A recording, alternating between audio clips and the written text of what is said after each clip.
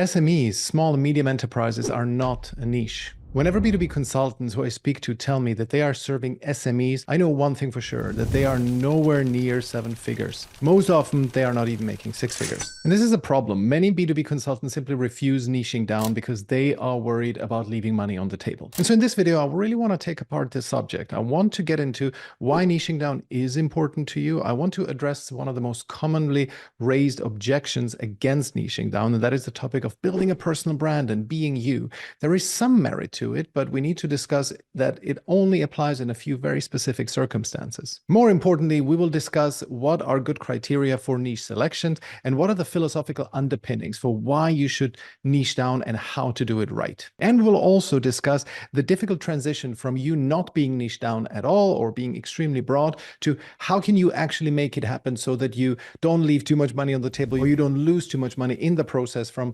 being broad to going narrow into a niche. My name is Michael Bohannes, and my niche are B2B consultants. And I help them stop depending on referrals and build their first version of client acquisition systems. So as you can tell, B2B consultant, that's quite a broad niche. Many people could fall into this. If anyone sells any kind of white collar expertise to other businesses, then they technically fit my definition. But I counteract this relative broadness of my niche by overlaying a so-called psychographic niche. And that is something that only happens in people's heads. You cannot search for that in any database.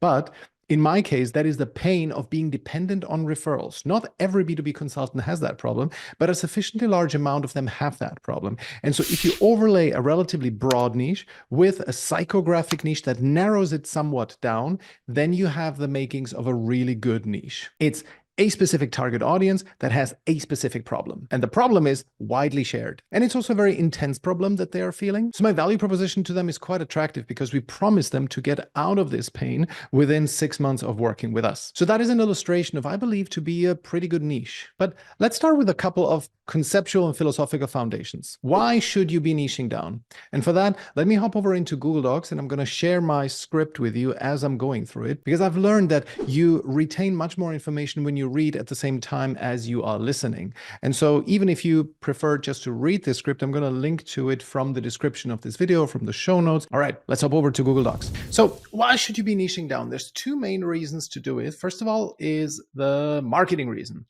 We want people to think, oh, this person is for me. He, she is an expert in solving this problem that I have and they solve it for people like me. Right? And the reason for this is simple, because if I'm a plumber, I live obviously in the plumber world, right? And there are businesses that could be adjacent to me, like electricians, carpenters, roofers, flooring installers, and so on. So I might feel a kinship with them. So if you are somebody who serves plumbers as well as electrician, carpenters, and roofers, I could still see, yeah, this person will still understand my world quite well.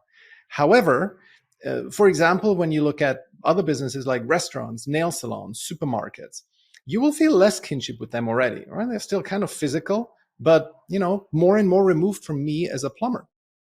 And I will experience even less kinship with, let's say, white collar worker like lawyers, accountants, and B2B consultants. But then all of those are SMEs by definition. So if you say, yeah, I work with SMEs, it's as broad as plumbers, nail salons, lawyers, God knows, even NFT creators, right? Those are all small businesses, some crypto peddlers, these are all small businesses. So it just doesn't really work, because as if I'm a plumber and you approach me and you also work with lawyers or even, crypto bros, then I don't think that you understand my world enough, right? So if I'm a plumber and I hear you saying that you work with SMEs, I know one thing about you is that you're not a specialist in plumbers. And since 90% of SME consultants and coaches do a variations of growth consulting or cost cutting, that's usually what they do. And I know that you also work with accountants and lawyers. I just don't think that you're my kind of person. And I'd rather work with somebody who specializes in plumbers. At most, someone who also works with other tradespeople like electricians and roofers, right? And so if I talk to a specialist, I'm going to be willing to spend more money, because if you have worked with 100 plumbers before me, I'm much more confident that you can get me results as well. Okay, so that's the marketing reason. You want people to think this person is for me.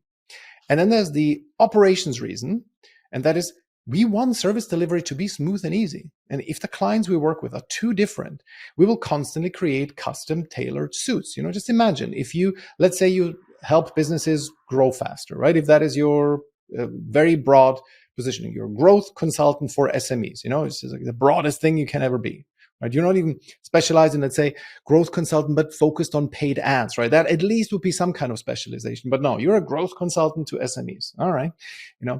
In that case, you will have like a lawyer who needs help with their content marketing, as well as a nail salon who needs help with their Facebook marketing, Facebook ads, for example, as well as, for example, another consultant who does not know how to sell well on the phone. It's just incredibly broad, right?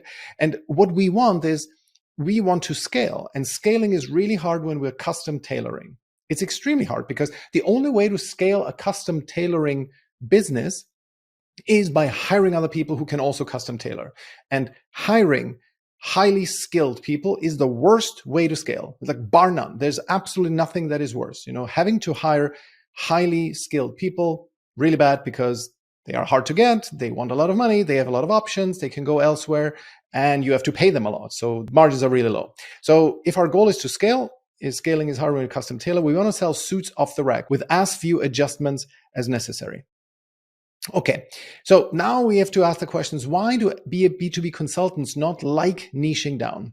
And there's one very simple reason. It's by far the biggest. It's lack of client acquisition systems that can reliably put their offer in front of 100 members of their chosen niche per day.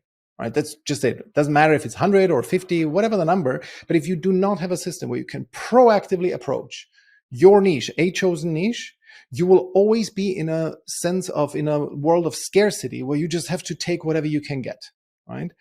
That's why you're scared. People are scared to leave money on the table, so to speak. If they had the ability to generate 2, 3, 4 sales calls with people inside their chosen niche, sometimes I say niche, sometimes I say niche, hope you don't mind. If they could do that every day, they wouldn't worry about leaving money on the table because they would have an abundance of potential clients to work with, and they could pick and choose from among them, and they would naturally, if they are business minded, they would naturally gravitate towards working with a specific subgroup among them because they know they can get them better and better results if they know more and more about their business. And that is if they are focused on the results. If they focus on something else, such as their personal predilections, then they wouldn't gravitate towards a narrow niche, right? Then they would be directed by thoughts as, oh, I enjoy the variety of different projects. Well, if you enjoy a variety of different projects, you'll be poorer than if you focus on maximizing positive results for your clients. It really is like that. The better at business you are, the more you focus on client results, which means you will specialize, you will niche down into one specific target group who you can get great results. It's just pure logic. If you want to grow, your ultimate goal is to grow the business really well, then you specialize in one narrow niche because you know that your expertise will carry you really far with that niche. You will know that you can solve their problems better and better. Therefore, you will also attract more people like them. You will create more systems operationally that will allow you to scale. You will stop doing custom tailored suits. You will be able to scale much more easily because you can hire people who are less well skilled because they just have to effectively press buttons and push levers. Or you can even create something like a course and group coaching program so that people can serve themselves, right? There's huge operational advantages in narrowing down. Okay, now let's look a little bit of some philosophical underpinnings of this, because I keep seeing people who don't get it on a sort of deeper philosophical level. They say, yeah, I hear you. I should maybe niche down, but still I'm not going to do it. So I really want to impress the following on you, because you are not only leaving money on the table if you're not niching down, way more leaving money on the table than you would if you stay broad. And here is why. So let's look at it from a, as I said, philosophical standpoint. Peter Pan syndrome. And I have this from Jordan Peterson, right? Peter Pan is he who wants to remain a child forever.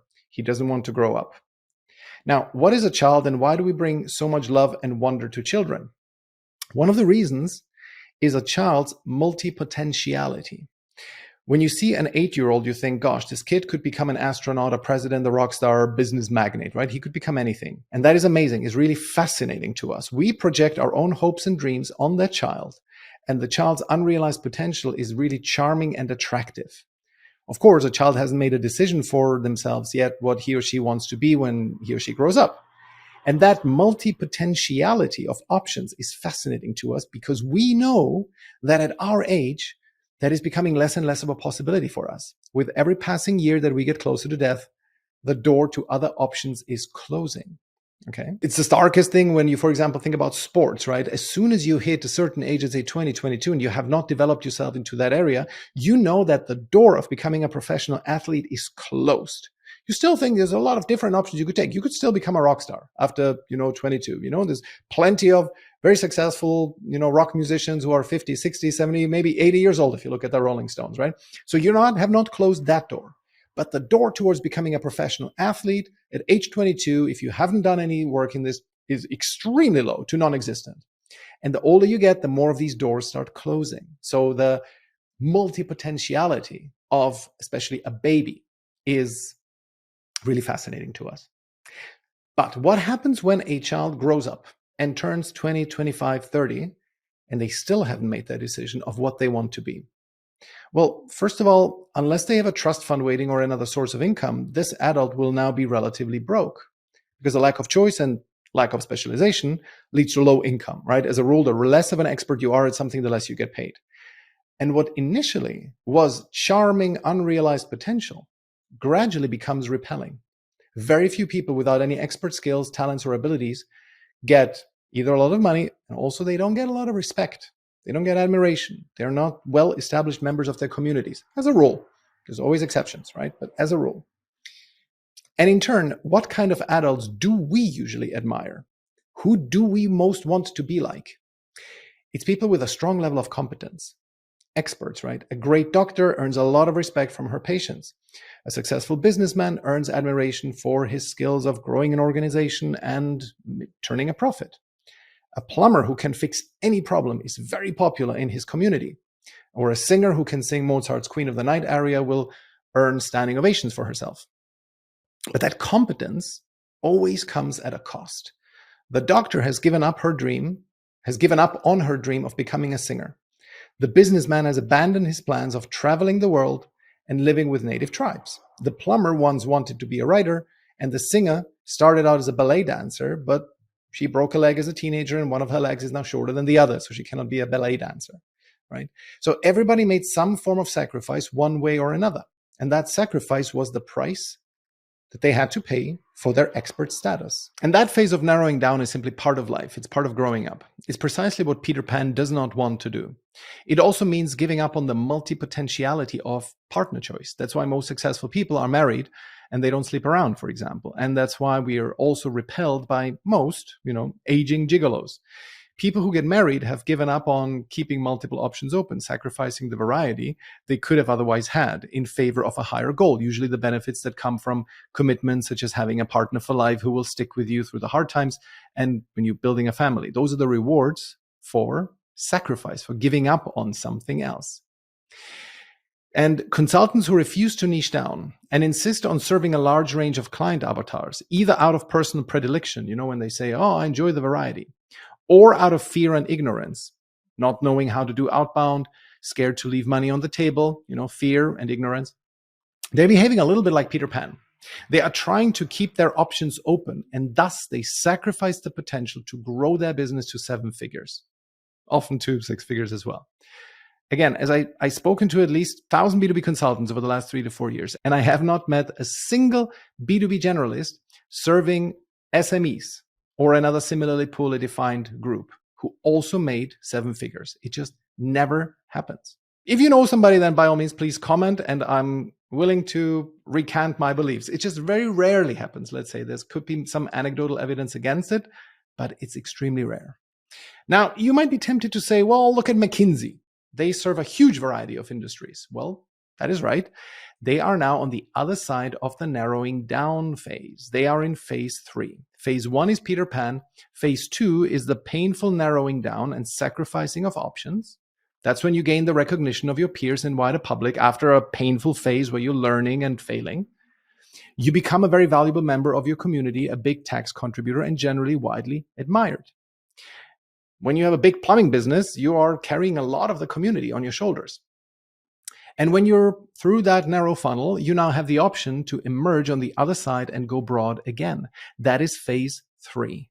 That is when McKinsey moves outside of selling to one specific industry. That's when Amazon broadens their product selection beyond merely selling books. I'm sure you know Amazon started only selling books. Only selling books. Okay? They were very, very narrow in the beginning. And that's also when successful business owners become, let's say, mayors of their town, or they run for president. Benjamin Franklin, who started out as a printer's apprentice, built a printing business, was a publisher, and then gradually got himself into politics, right? He was a successful businessman, and then he branched out into other areas. But he went through this narrow phase of being an expert in one thing. And so the order of things is being broad as Peter Pan, narrow until you build strong expertise in one area. Half of that phase is mostly pain. And towards the latter part of life, you can go broad again. After you have gone through the narrow phase where you get more and more respect, here's a little picture of a successful plumbing business, and then you become Benjamin Franklin. Maybe a smaller version of him. Right? Now, you could also be tempted to say, well, I already went narrow by being a B2B consultant. I'm not a hairdresser or a singer, so I'm already narrow. I understand this sentiment, but you have to understand that knowledge work is becoming more and more competitive globally. There's incredibly narrow sub-niches, and people can work with people from anywhere around the world. And interestingly, there's a very big overlap between the consultants who serve SMEs and those who do so locally. There's a lot of, I serve SMEs in my local area. They think that the ability to shake a business owner's hand is a competitive advantage. And it is a small advantage, it builds a bit more trust, but it's nowhere near as big as most SMEs consultant would want it to be. A far bigger advantage is niche expertise. Look, a very simple proof point, right? A plumber who is looking to grow using Facebook ads can, of course, work with a marketing generalist, some B2B consultant, growth consultant who serves people in their local area. But this plumber can also work with somebody sitting halfway across the world who specializes in Facebook ads for plumbers. Because I promise you, this person is out there. There is a person out there who is an expert for plumbers, who only does Facebook ads for plumbers. Who do you think is going to get the higher fee? The local generalist or the plumber Facebook ad specialist? Okay. So I hope this is a philosophical underpinning. It's really important that you get that. You are trying to, and I'm really trying to be as respectful here as possible. I'm really doing this for kind of in your interest. Okay. But if you're one of those people who refuses to narrow down, you think you're leaving money on the table, understand where this is coming from. It's coming from a certain level of fear or ignorance, right? You are worried that you leave money on the table.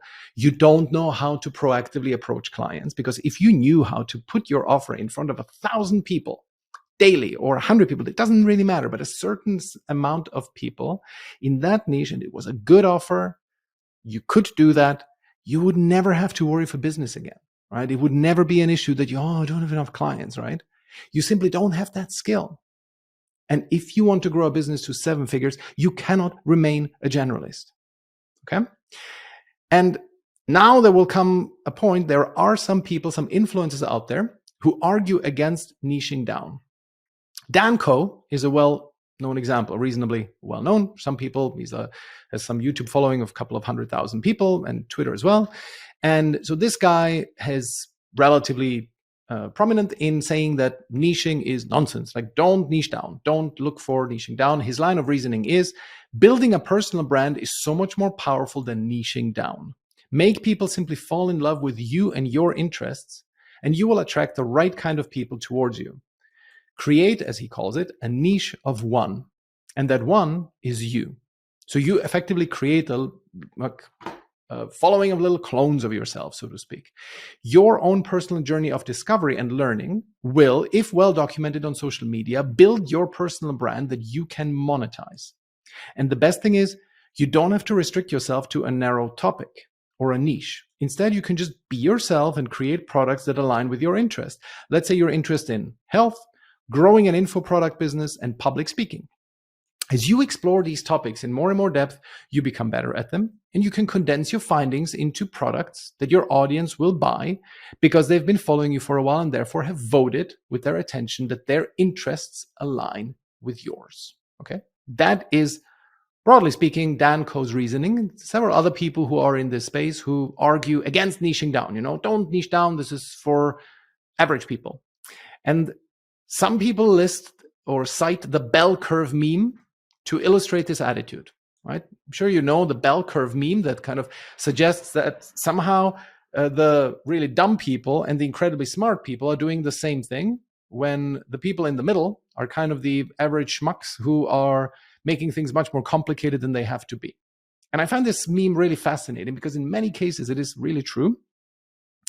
But in this case, I think the people who are promoting this meme are getting one thing wrong. What they're getting wrong is that the x-axis is not about the IQ score, but about the business experience of the individual. And I'm going to get into that. So you see here on the left-hand side, the Neanderthal who says, I do whatever I want. And then the guy in the middle says, no, you have to niche down. How are you going to land clients if you aren't specific? All of the agency owners say that you have to pick the most profitable niche. Being a creator is the same exact thing. No question about it. You're an idiot if you try to be yourself. And then the genius, the ninja on the right-hand side says, I do whatever I want, just like the idiot on the left. And so it's interesting to see that these two people are exactly saying the same thing, but arguably the Neanderthal on the left is getting worse results than the ninja on the right. So what's the difference between them? Well, we'll discover that. But first of all, by me insisting that you pick a niche, which I'm very strongly in favor of, you might say that I'm being the guy in the middle. Oh, Michael, you're being such a normie, such a mainstream guy. You're trying to force us to being the average guy in the middle who has to fight and compete in the red ocean, right? Instead, I should be teaching you how to do the ninja stuff on the right, right? But here's the thing. The mindset that created and promoted this bell curve meme is static. It assumes that if you subscribe to the guy in the middle, you'll always be the guy in the middle. When in reality, the guy in the middle is just a phase. The progression is not about IQ, as the graph suggests on the horizontal axis, right? It's because IQ score is low here, and here the IQ score is high, and so the idiots and the ninjas say the same thing. It's not about IQ. That's a very static way of seeing the world. Instead, when you have a bit of a growth mindset, you see this rather as a progression. You start out with very little business experience. You don't know how to run a business. And so, for example, when it comes to expressing yourself online, getting attention, you feel that you say, well, I do whatever I want, right? And this is what definitely had me in its grips when I was starting out. I was also kind of posting very, like, let's say, personal stuff. And I was ranting about political stuff, about cultural issues. I was not building my following in terms of my expertise. I was just being, my unfiltered true self. And that just does not work. People will not come to you unless you already have a big success track record. People will not come to you when you just let off some random political rants. And when you talk about how you had an ice cream yesterday and you're being super charming and yourself. I mean, unless you're extremely good looking, right? But otherwise, people won't be just following you. And even if you're just good looking and you are talking about like all kinds of random nonsense, you will attract a super broad audience and not necessarily a condensed niche audience of people who would want to pay you high ticket, right? So the rookies on the left, the Neanderthals, they are not necessarily low IQ. They simply don't know enough how to grow a business. It's a skill issue. It's not an IQ issue. The guy on the left, the Neanderthal, they're doing all kinds of nonsense, like posting their political views and arguing with strangers online, eating badly so they have no energy, not exercising, not working in a focused manner. All the while, they are not very good at their skill to be able to get clients. They're simply too distracted to make progress. So this guy does whatever he wants, and he is eating at McDonald's. He goes to bed super late every day because he's playing video games. And when he works, he just works the bare minimum so that his few clients that have him just don't fire him and so on. That is the guy on the left. He does whatever he wants. But he is like Peter Pan, who is lazy, who's trying to avoid the sacrifice for becoming really good at what he's doing. And when I say this, I totally see myself 6-7 years ago. I was really that guy on the left. And now I'm the guy in the middle. And one day I will become the guy on the right. It's a progress phase. It's not an IQ thing. My IQ stay the same. I think you cannot really grow your IQ. It's not about that. So the guys on the right, they exist. The ninjas, they exist. And it's the place where those of us will arrive if we play the growth game well. Elon Musk is a very good example of this. These days, he's very vocal about his political beliefs. He spends time arguing with people on X. He's playing computer games and posting silly memes. He does whatever he wants, like the guy on the right is saying. He's really, I imagine, I mean, I don't know him, of course, but you could see that this guy is being pretty authentic to what he genuinely thinks. And he just does things that he wants to do. But he wasn't always like this. When he was coming up, he was laser focused on his business endeavors. Arguably, his only distractions were his romantic relationships, which are well documented. But in his professional life, he maniacally pursued his goals. And against popular belief, they were sequential. He first started Zip2, which was this business directory. And that was very niche down. He had a very clear niche. He was selling to businesses who wanted a listing on a map-like application. He had a very clear niche. He was not going after everyone. He was not building his personal brand. No, he did that. And that is what brought him his first 20 million or so. And then he found, with that money, he founded X.com, which then merged with PayPal. And this then become, again, super niche down, to one specific audience, people who wanted to do transactions online financially. And then that then became PayPal, he cashed out, and so on, right? And so that was sequential. And then he started, I think then he started with SpaceX, then he got into Tesla, and then Twitter and all the rest, right? But those, he did it all sequentially and always focused on one narrow thing, okay? And so while we all want to be the guy on the right, it's perfectly fine to be the guy in the middle for a while. Just like you have to do grunt work as a teenager and young adult to learn how to be responsible, so do we as we're growing our business from 5 and 6 figures to 7 and beyond. We have to go through a rite of passage. And the guy in the middle is the rite of passage. We have to niche down as the sacrifice phase of the Peter Pan turning into Benjamin Franklin. We have to endure this pain of narrowing down until we become good at what we do. We gradually earn more respect, and we can transition from the niche down guy into the ninja. Also worth noting that the guy in the middle is the backbone of society who keeps the lights on. We like to, based on this meme, we like to dunk on this guy, but this guy is the majority of taxpayers, right? The vast majority of businesses who pay taxes and keep a country humming, and those are 5 and 6 figure businesses, one person shows, small teams, SMEs. It's okay to be there. It really is, at least for a while. Most people stay there, and that is arguably, you could say, yeah, sure, if you just run, a 2-3 person plumbing business, it's like you could get to more, you could become, actualize your potential even more. But if you don't want to do that, then that's fine. You still have a well-working business. You're not the guy on the left, the Neanderthal, right? But you ideally, if you want to progress beyond that, you want to grow a bigger team, you maybe want to set up franchises, you want to serve more and more, demanding and high-value clients and so on, right? So you can do that. And then you gradually grow into a Benjamin Franklin-like figure. You always have to see it relatively. So even Dan Coe, and who is the big detractor of niches, and his contemporaries, at one point passed through the guy in the middle stage. He was a freelance designer who got niched clients by sending out cold emails, right? He even mentions this in his videos. Now he claims that during this period, he was basically just kind of a fool who didn't understand the power of personal brand. And he says, yeah, you shouldn't even go through this phase.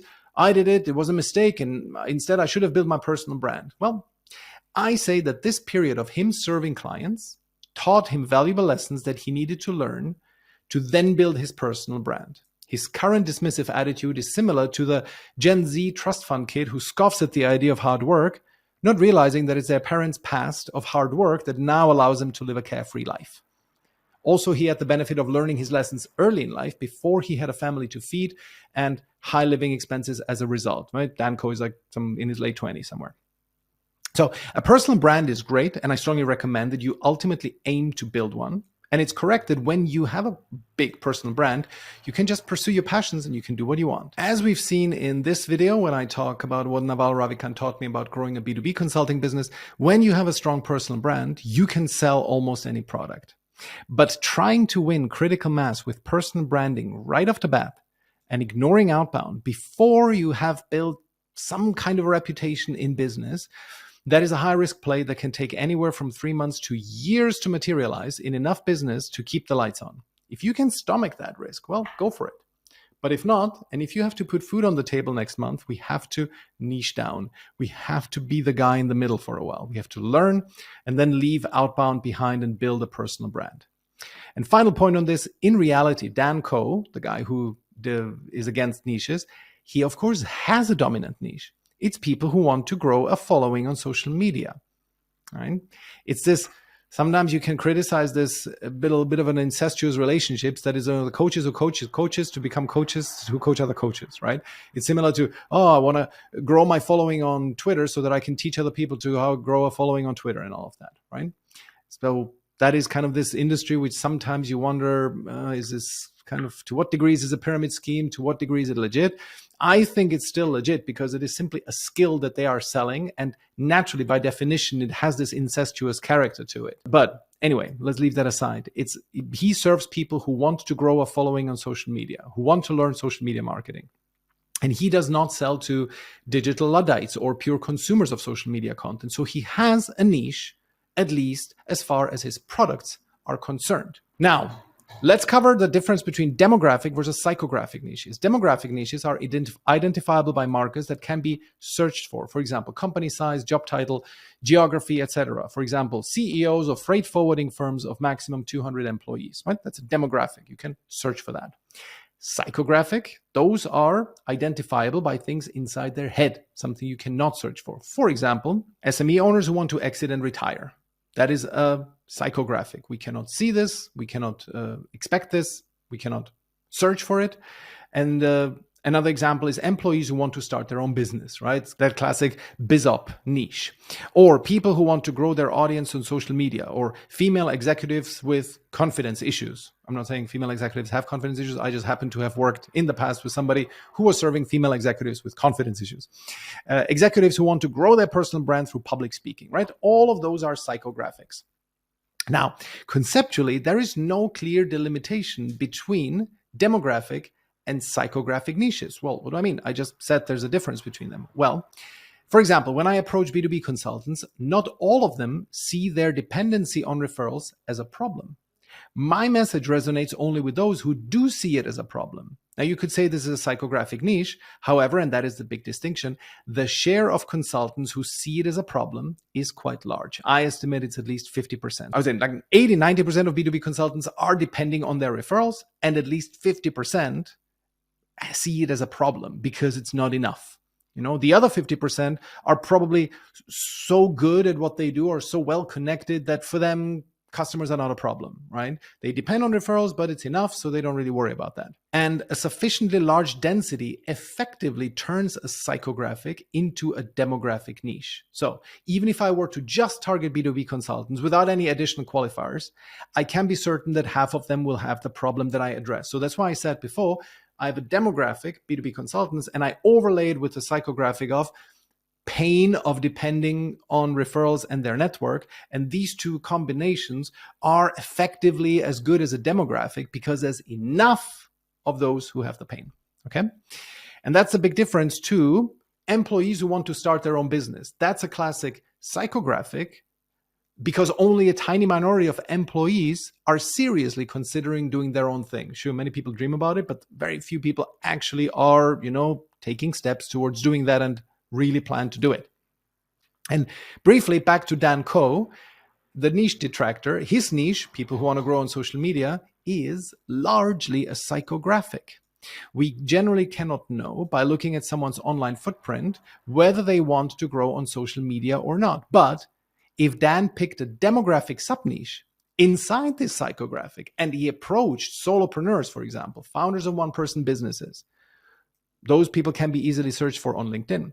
Surely a good 50% of them would be interested in how to build a following on social media.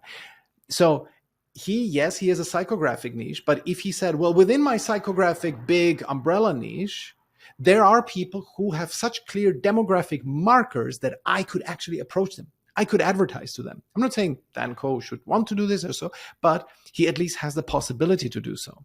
And that is to anybody who serves a wide psychographic, and that's usually a problem because you cannot target them well. But if you could find a demographic niche among this big group, then you can approach them. Point being, I recommend that you avoid strongly psychographic niches which do not have demographic sub-niches because you'll only be able to reach them non-proactively through your content. So if you have a strong psychographic niche, ask yourself, are there some people who I could target within that large group? And because if you can only reach them through your content, that can last a very long time. It can take a long time before you get clients. And it makes client acquisition unpredictable, which of course is something we want to avoid. If so far you've been serving a psychographic niche, pick a demographic niche from among it who have had good results with you and turn them into a niche that you can approach via outbound. Okay, so are you now scared that by niching down you will lose too many potential clients? Well, let's keep going. Because you can still work with people outside of your niche for a while you're doing this transition. So I'm selling to B2B consultants, and that's a shorthand for my niche. Now, it still happens that people who don't completely fit this description could be interested in my services. For example, a recent client who joined the Alpha Lead Academy, our program, he's a productivity coach. Another client is a fractional CFO. And yet another runs a software agency. Well, are they all B2B consultants? Technically, yes. They provide primarily intellectual, white-collar, done-for-you or advisory services to people in their business function, which can be easily classified as being under the consulting umbrella. But I'm not sure they would proactively identify as B2B consultants. If you woke up the productivity coach in the middle of the night and asked him to name his profession, he probably wouldn't rub his eyes and say, oh, well, I'm a B2B consultant. That's not a problem, however, because he came in via my content. He watched one of my videos, notably the other one that I have where I'm reading a script on screen. And he saw this. He felt that I was answering his questions, that I was really kind of speaking his language. And so he called me, he set up a Zoom call with me, and he signed up. He became a client. And this hints at a very comforting concept. Even when we choose our niche, that does not mean that we permanently exclude people somewhat outside of it or on the periphery of it, okay? The productivity coach is a good example. You could say that, I love working with people like that, especially because he's young and hungry. And I do enjoy that, but he's probably not resonating with the label B2B consultant. But I cannot just say that I work with productivity coaches. And if I say I work with coaches, generally, then I'm going to get all these life coaches and confidence coaches who I don't want to work with because I really don't believe in the concept. And I'm going to get into why. So, right, all of that it's just tricky on how I label my niche. And that's the whole point of this part here of you can still work with people outside of your niche, so to speak, is if you put out good content that resonates with your niche, you can still accept them, even though your primary label is something like, in my case, B2B consultant. So if you say you work with plumbers and somebody comes to you, let's say a floor layer or a roofer comes to you and asks you because they saw your content and they resonate with your message. And they could say, would that also work for me? You can, if you believe you can also help them, by all means work with them. I'm not saying to leave that kind of money on the table. Ultimately, once you're really at a very high level, you're super dialed into plumbers, then you might want to reject them, but we'll see. We're not there yet. In the meantime, you can still continue working with your niche if you're putting out content that resonates with people who are a little bit on the periphery. Okay. So we still can accept them as clients, at least as long as our service delivery is the same to them as it is with people well inside our niche. Point being, don't be nervous about signaling to the outside world that you're niching down. You will still be able to work with people who don't 100% tick your niche's official boxes. And yes, it could happen that a potential client who would have worked with you, but who now doesn't identify with the label that you give in your niche, B2B consultants in my case, they will now be turned off by your new labeling and now won't book a call. It's possible, okay? So that people will look at your shop window, they say, oh, I thought this guy was for me, but he says he only works with B2B consultants. Well, I guess he's not for me, and then not book a call. That's possible. That could really happen. But I strongly believe, and all evidence is in favor of this, that this effect is by far outweighed by the benefit that you get from one group clearly perceiving you as being for them. Okay, now how to organize a transition between non-niched and niched, right? Because you at some point, if you agree with my premises of what I said here, how do you organize your transition, right? Because you're making 5 to 10K a month or so. You don't want to just completely, dump 80, 90% of your clients and make 1,000 a month suddenly, and you have to get by and you have to put food on the table. So how do you do this? So this can be a transition of 3 to 12 months. And the faster you do it, the faster you'll make more money. And how fast you do this depends on your current financial runway, right? If you have enough money in the bank to take you through the next 6 to 12 months, even if you didn't make any revenue, then the faster you can go through the following process. So after you've picked the niche, which is something we'll go through in a moment, do something that I call market broadly and sell narrowly. And that means that you keep your current broad positioning. Your shop window will not change. Your website, your LinkedIn profile, and so on. You keep saying on your LinkedIn and your website that you serve SMEs, if that's your thing, right? But you run dedicated LinkedIn and cold email campaigns to your now chosen, much more narrow niche. Depending on how many case studies and success stories you have, you present yourself as an expert or as an aspiring expert in their niche, and you showcase the case studies that you have with people like them. So if you want to specialize in plumbers, for example, just go after plumbers. For example, another one of our clients, a fractional CFO, they were thinking of serving blue collar work with people or consultants, right? They had success stories in either one of them. So I effectively told them, just choose. We select a couple of criteria, and they ended up choosing the consultants. So ideally, you could build, as you're doing this, you could build a dedicated landing page for this niche that is not on your main website, so that you can credibly defend this niche positioning. This is me, this is us, this is what we do. And then you seek to close clients in this chosen niche as much as you can. During this time, depending on how busy you are and how much you need it financially, still allow yourself to close deals in other niches. But here's the secret: give yourself a definite financial figure in terms of money in the bank or your financial runway, meaning how long you can go without making any revenue.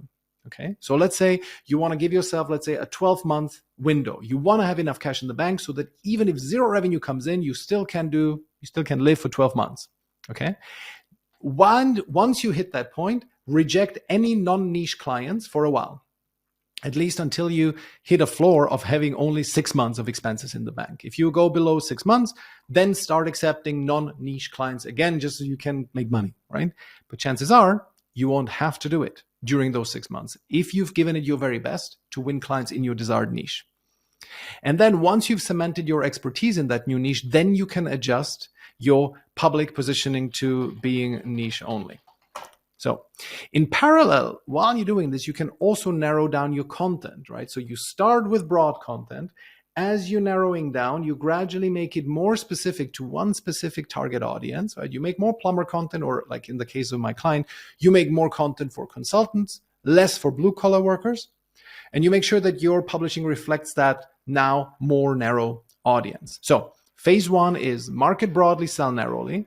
The outbound campaign to your desired target audience, to the desired niche, all the while everything stays broad. And in phase two, when you have enough of a runway to go narrow publicly, your runway is big, then change your LinkedIn profile and your website to reflect your new niche positioning and go all in on that niche. You can always revert to phase one if your runway becomes dangerously short, but chances are that won't happen. And there is no phase three. I don't have to put that in. Okay, so what have we done? We've now hopefully made it very clear after almost, I think like this is going to be like 40 minutes already, that I've given you all the philosophical underpinnings for why you need to select the niche, why the people who say, oh, don't niche down, just build a personal brand, are wrong temporarily, right? Or, I mean, if you have tons of money in the bank, by all means, just build a personal brand. I think it's much better to pass through this narrow passage of specialization and niching down before you can emerge on the other side. But I hope I made that clear. I've given you these options now. Now let's go through the checklist of what a good niche should tick. There are must-haves, good-to-haves, and bewares when it comes to niche selection. I strongly recommend that all must-haves have to be ticked.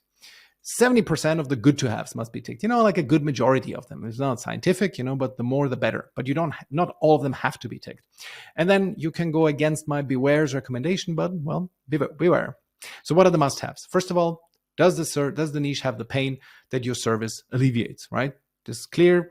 They need to have that pain, and it should be a significant enough pain. It should be a strong pain, something that is really like the 1, 2, or 3 priority item on their agenda. It should not be something small. Then, does the niche have the pain that your niche's services alleviate? It's a bit of a complicated way of saying, Do you believe in their business, right? This is also one of the reasons why I, for example, don't work with life coaches anymore, or any other like confidence or mindset coaches. And that is because I'm sure there's wonderful people in this group. I just do not believe in it, especially the potential of it to charge high fees, right? We want to charge really high ticket, be able to develop a client into, multi 5 figures in customer lifetime value.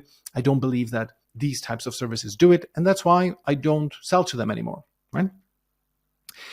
Then, is the niche growing or at least flat, i.e. not declining, right? So it should not be something that, given the current market circumstances, is really in decline, like newspaper businesses, classic case, right? Or even business process outsourcing services that are now really endangered by the rise of AI, or even, I would say, copywriters, at the basic, slightly less skilled level, right? Those are all problematic niches. Make sure that the niche that you're selling to is at least, neutral or flat, or ideally they're growing. And can the niche afford to pay high ticket, right? At least in my world, if you're following me, then this is all about high ticket. We're not selling low ticket products, low ticket info products. So we want to be able to have, multi-$1,000 retainers a month, or membership fees, or something that is, at $3,000 ideally per year, or significantly more. Can the niche afford to pay that? When you have niches that are in some tricky profitability spaces, like they are really low margin businesses, like some, let's say, types of corner shops or laundromats, right? They tend to have relatively, or like dry cleaners and so on. Those tend to have relatively low margins. Will they be able to afford a $2,000 a month retainer? That's the question, right? So those are the must-haves. You have to have a niche that has a real problem. You have to believe in their business. You have to have a growing or at least flat market, and a niche that can afford to pay high ticket. Now let's look at the good to haves.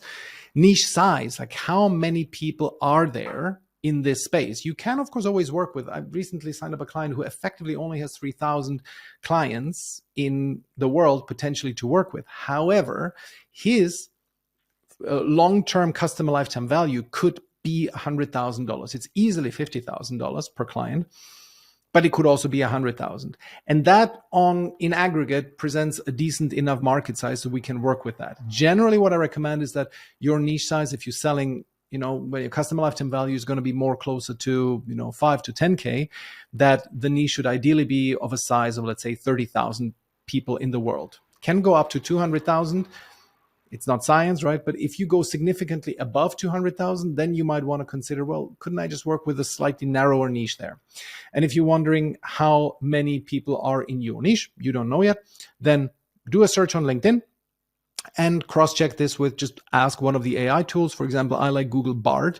Seems to provide some decent results, especially if you ask it to also provide sources. You can ask them about the size of the market. How many businesses are there that do XYZ? Okay, so niche size matters. Company size, very important, and also a source of a lot of anguish many times. The bigger a company gets, the harder it is to penetrate from the outside. And I put the limit usually at like 500 employees. Sometimes it's less, sometimes it's more. But the more you get above 500 employees, the harder it gets to really break through and to kind of approach them cold. That's what I mean, right? Sending a cold email to a CEO of a 1,000 person business, good luck, right? You'll probably not get through. But if you sell to 50 person businesses, the CEO, if you approach them well, will reply. That's not a problem. So where's the difference? The difference is, first of all, of course, in their relative importance, right? Somebody who's running a 1,000 person business simply does not have the time, does not take the time to answer strangers' emails, and a CEO of a 50 person business will.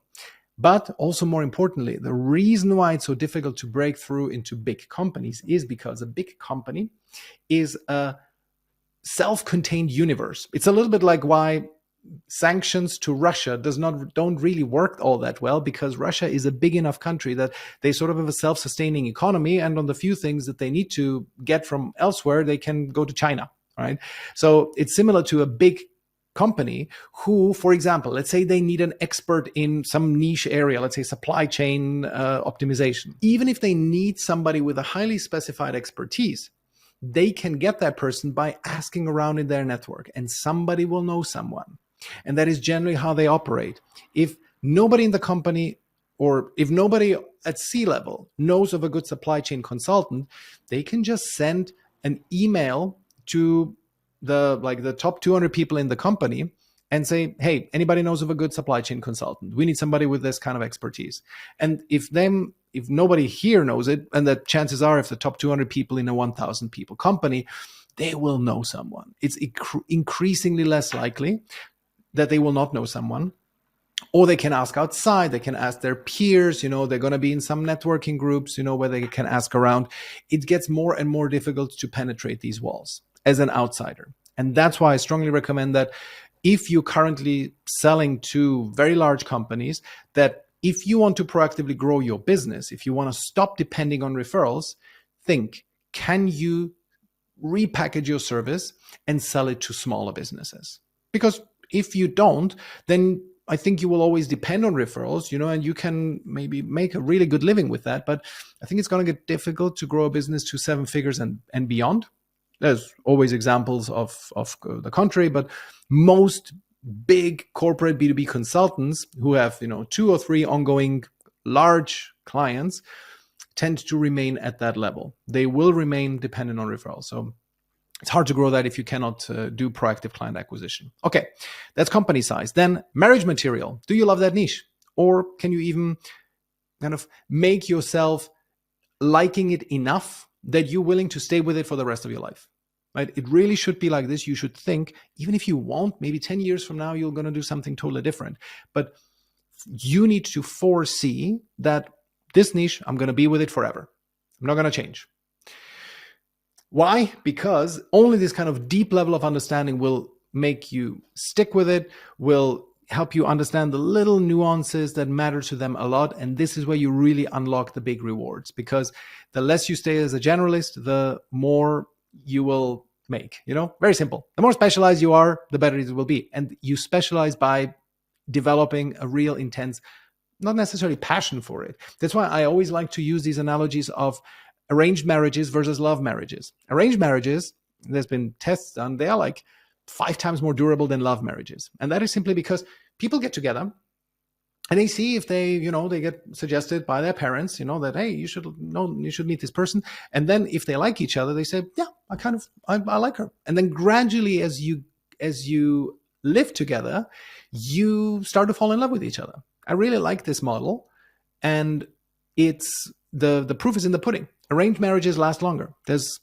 I've read about it. There's several studies about this conducted. And in one case, I learned that it's like 5 times more durable. So it's really, really strong. That's why you don't need to necessarily have an inherent passion for it, but see it as a sort of arranged marriage. Just pick one of the niches that you currently are serving and say, yeah, honestly, I could imagine myself staying with this niche for the foreseeable future, forever. Don't say for the foreseeable future, but stay forever. If then you become so successful with it that you cash out, you're super rich and so on, then you can do something else if you don't want to anymore. But see it as in case you don't get rich, you're going to stay with them until you die. Okay, next thing is competitors. Are there competitors in this space? Because if there are none, it means that maybe this is not a good niche. Generally people say, try to get into the blue oceans. I say, try to fight it out in the red oceans first and see if there are competitors and just be better than them. You can, of course, go this is a little bit more of the Dan Coe move, where you want to kind of create your own version of it. I say, learn to compete. First, play in the real world, and then you will get some expertise that will allow you to discover a blue ocean. But what is the chances that if you're a neophyte, if you're reasonably, not incredibly experienced yet, you haven't built a big business yet, what are the chances that you will find a blue ocean? It's much more likely that you will be trying to enter something that looked like a blue ocean, but that is in reality a bit of a, mirage. So presence of competitors is a good thing. Then repeatability and scalability. Ideally, there should be a repeatable process that once you've taken 10 people through it, you can see the patterns, what you need to do for each client, and you can repeat it and do more of the same and sort of create a bit more of a suit off the rack type of system rather than custom tailoring the suits.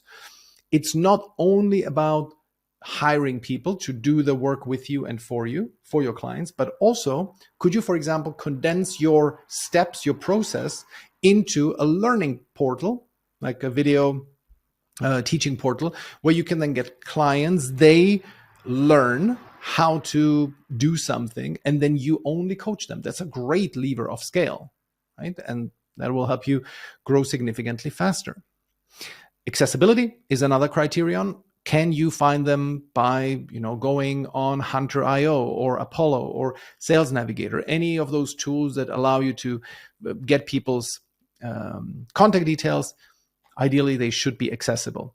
It's a very strong overlap with demographic niches. If it's a demographic, usually they're accessible. If they're a psychographic, grandmothers who want to learn to ski, they're much more difficult to find. This is a psychographic. Okay, then that's an interesting one. No perception of a threat. When you are approaching people in a specific business function, let's say CMOs or VPs of HR, they should not feel threatened by your presence. For example, one of our clients, he helps companies improve their processes, their hiring processes. He's a bit like a supply chain expert for HR issues, how you onboard, how you hire, and so on. And in some cases, they could be seen as a threat to the VP of HR because it's kind of HR's job to optimize their hiring processes. So he always makes sure that he goes in through the CEO, who then presents him as a partner to the VP of HR rather than a, caretaker or chaperone, right? Somebody who will be a partner to them and not somebody who is threatening their position. So, because if you try to approach the VP of HR directly and say, hey, we will help you do your job better, that VP of HR will most likely try to shove you under the carpet because they don't want that kind of threat from you as a consultant. So make sure that if the role you ultimately serve could see you as a potential threat, go around it and try to approach the CEO.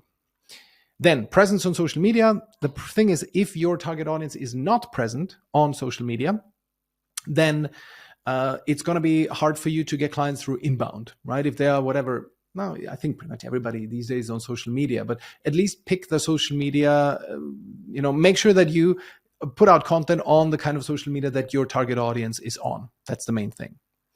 Gatekeepers, do they have many gatekeepers? Which makes it difficult to approach them directly. For example, dentists are famous for having gatekeepers. There's always a receptionist, and it's very hard to get through them via cold calling and cold emailing. They don't really look at their emails very much, so that's why dentists are a pretty difficult niche. Again, remember, these are good to have, so you should aim to take at least 70% of those. If gatekeepers is a problem, it doesn't mean the niche is impossible, but it's less ideal. And then finally, your credibility. If you have a lot of experience in one niche, but you really want to go somewhere else, you will have less credibility there and you will have a harder time getting into it. So using what you know already and turning that into a profitable business is usually, it's a good to have, right? If you don't have credibility yet, it's simply going to take you a longer time to get into that niche and to be successful in it. Okay. Now, the final point in the niche selection criteria is just something that I call a beware, beware doing this. And those are random niche restrictions. And that's, I say, based on sex, race, or geography. Like whenever you say, let's start with geography, less controversial one. When you start with geography and say, we serve small, medium businesses in Southern California, right? If you say that, for example, then you're restricting yourself to a geography. And as we know, white collar work, any kind of expertise laden work is now open to the whole world. So you are competing with people all over the world. And the benefit of being able to shake somebody's hand is, sure, it's there, but it's not huge. Okay. That's why I say rather develop a niche expertise rather than being, the local dude or gal, you can shake hands with. That's one. It's pretty random, right? Because there's no reason necessarily in the age of the internet and Zoom calls that you should restrict yourself geographically. And the next thing, more controversial, is restrictions by sex or race, right? Anytime I see somebody saying, we help female founders do XYZ, or even like we help Black female founders do XYZ, I don't think this is good for business, okay? And I say this fully knowing that there are some businesses who have an exclusion of a sex or a race, although sex for sure, especially when like Boss Babe, for example. This is for women founders. Or I think there's there's this business called like a warrior mind or something like this, something warrior, wake up warrior. That's it. And they only serve men, family men who want to serve their family, and they run a business, right? Those are two very clearly chosen niches. And in those cases where, the wake up warrior thing is like, they're like quite alpha typey, and very, testosterone driven, that is a niche, that has its target audience. Similarly, the boss babe, where it's like girl power and all that kind of stuff, that's fine. Those are perfectly fine businesses. However, when you are, let's say, a relatively broad generalist consultant, and then you say work with black female founders, for example, you have to ask yourself, is the process that I'm outlining, is the way how I actually add value and really get them results, like revenue or profit results? If I had a white man join, would they have a similarly good result if they just applied my system? If they did, then your random niche restriction to black women only is a net negative for your business. Now, you can, of course, say, it's my preference. I want to work with them. Okay, good. That's fine. But all I'm saying is that this is where you're really leaving money on the table. Because if you have figured out a system that can help founders grow their business, whatever that is, whichever niche expertise that is, and you are artificially restricting that to only one specific group without an objective reason to do so, this is where you're leaving money on the table. Because if a black female founder can benefit from your advice, a white male founder or an Asian male founder, whatever, could also benefit from that advice. And it's much better to build a niche around a specific niche expertise that can then within that niche serve all kinds of people, right? Because your process, remember, one of the reasons why we niche down is so that our process can be uniform, and our process is going to be the same no matter the color or the sex of the person in question. Okay, so I advise against these random niche restrictions, against going for women founders, or generally it's usually about women founders. I don't know many consultants who only say, I help male founders, unless there's a strong like testosterone element to it, like live your purpose, man, that kind of stuff, But generally I see these restrictions mainly on the, let's say, women founders area. I think this is a net negative to your business, so I advise against it, but your call. Okay. Finally, what to do if after doing all of this analysis, after running all of these little checkboxes, more niches fit your criteria? I would simply say, again, look at the objective criteria, which niche is the best, and also where do you have more expertise? Where can you turn it faster into a 7-figure business? If after applying these objective criteria, there still are 2 or more winners, then apply subjective criteria. Which niche do you like more? Where do you have people who you subjectively enjoy working more with? And if even then you still have multiple niches that you would want to work with, in that case, I strongly recommend that you do make a choice and just toss a coin. Just commit. Don't try to work with both, because ultimately it's going to come back to bite you. The more niche down you are, the more a person believes that this guy, this gal is for me, the more they will want to work with you. Okay, and that's it. Quite the marathon. I hope now niching down is clear to you and that you will be able to do this really well. If you feel like you would want to explore working with us, we can help you build client acquisition systems. As I said, we work with B2B consultants. In that case, click the link in the video. If not, that's fine as well. I hope this was useful to you, and I see you in the next one.